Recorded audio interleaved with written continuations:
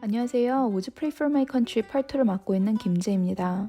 오늘 함께 알아보며 기도할 나라는 미국의 북쪽에 위치한 캐나다입니다. 캐나다의 공식 명칭은 그냥 캐나다입니다.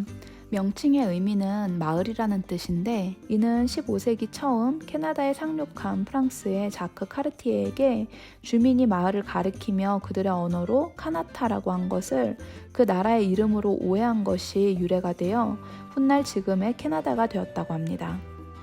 이곳의 공용어는 영어와 프랑스어이며 국토는 약 1000만 평방킬로미터로 러시아 다음으로 세계에서 가장 큰 나라입니다.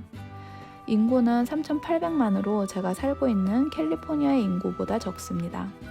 캐나다는 기독교 국가로 국민의 72%가 스스로를 크리스찬이라고 정의하며 그중 7.7%가 복음주의 개신교라고 합니다. 캐나다는 투명한 정치를 펼치는 나라로 유명합니다. 이곳은 부정부패가 가장 적은 나라 중 하나로 알려져 있습니다. 캐나다의 최고 국가 원수가 영국의 엘리자베스 여왕이라는 사실을 저만 모르고 있었나요? 캐나다뿐 아니라 오스트레일리아, 파푸아뉴기니, 뉴질랜드, 자메이카 등 16개 나라가 영연방 왕국으로서 영국 여왕의 통치하에 있는데 사실상 여왕은 거의 상징적으로 존재하며 이 중 어떤 나라도 우월권을 가지지 않는 평등하고 독립적인 관계라고 합니다. 캐나다는 미국이나 브라질과 같이 다양한 인종과 문화가 섞여 살아가는 나라 중 하나입니다. 이유는 살기 좋은 환경과 복지, 그리고 좋은 교육 시스템으로 인해 많은 나라에서 이곳으로 이민 오기 때문이라고 합니다. 이곳으로 가장 많이 이민 오는 국가는 인도, 중국, 필리핀, 그리고 미국과 나이지리아 등이 있다고 합니다. 이곳엔 넓은 국토만큼 풍부한 자원이 있는데 그중 자원 산업의 가장 큰 비중을 차지하는 세 가지는 가스, 기름, 석탄 등의 에너지 자원, 금은동, 우라늄 등의 미네랄 자원, 그리고 목재가 있습니다.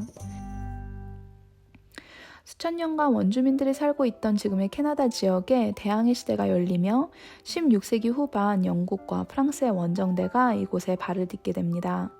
17세기 중반 이 두 나라는 이곳에 정착하여 각자의 깃발을 꽂았고 양국 간의 불가피한 마찰이 일다가 결국 7년 전쟁이 시작됩니다.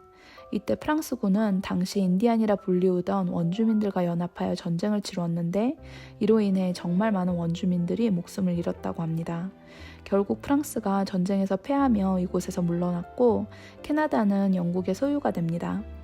이후 캐나다는 빠른 속도로 영토를 넓혀갔고 이민국가로서의 특성을 띠며 영국 본국과는 다른 정체성을 가지게 되는데 이로 인해 점차 행정적으로 본국과 분리되다가 1982년에는 캐나다 자체 헌법을 도입하며 영국으로부터 완전히 독립하게 됩니다.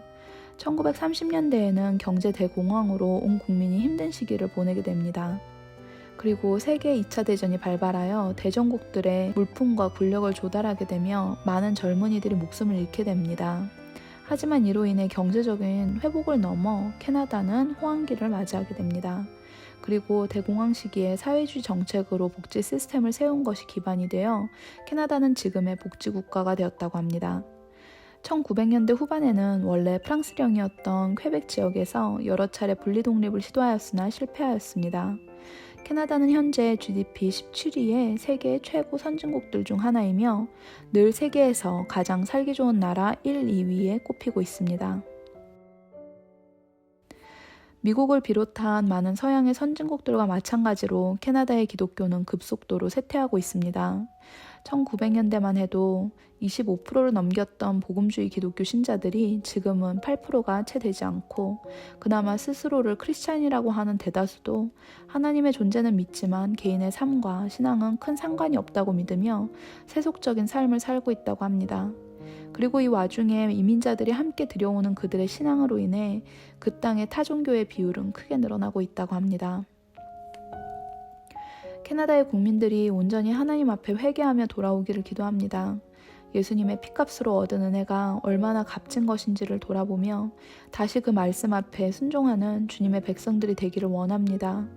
무엇보다 그 땅의 교회가 인본주의와 혼합된 사람 중심의 메시지를 가르치는 것이 아니라 하나님 중심의 온전한 진리를 가르치며 선포하는 교회들이 되기를 기도합니다. 그리고 그 땅의 수많은 이민자들과 원주민들을 위해 기도하기 원합니다. 이민자들이 그곳에서 복음을 향해 마음을 열고 하나님을 만날 수 있기를, 그리고 원주민들을 위한 선교 활동이 활발히 이루어져 계속해서 복음과 진리의 가르침이 이들을 변화시킬 수 있기를 기도합니다. 캐나다 영상을 준비하며 사람의 어리석은 역사는 반복된다는 걸 다시 한번 생각하게 되었습니다. 이스라엘 백성들이 광야에서 나와 가나안 땅에 들어가자 하나님을 등졌듯이 캐나다를 포함한 지금의 이 세대도 배부르고 등 따시니 하나님을 잊어가고 있는 듯합니다. 하나님께서 우리를 어려움 속에서 건지시며 좋은 환경을 허락하시는 이유는 하나님을 예배하게 하기 위함이신데, 우리는 참 어리석게도 편안해지면 나 자신을 섬기며 예배하게 되는 것 같습니다. 오늘 다시 한번 하나님께서 우리에게 주신 은혜를 기억하며 예배자로서의 사명을 회복하는 모두가 될 수 있기를 소망해보며 오늘의 영상을 마칩니다. 감사합니다.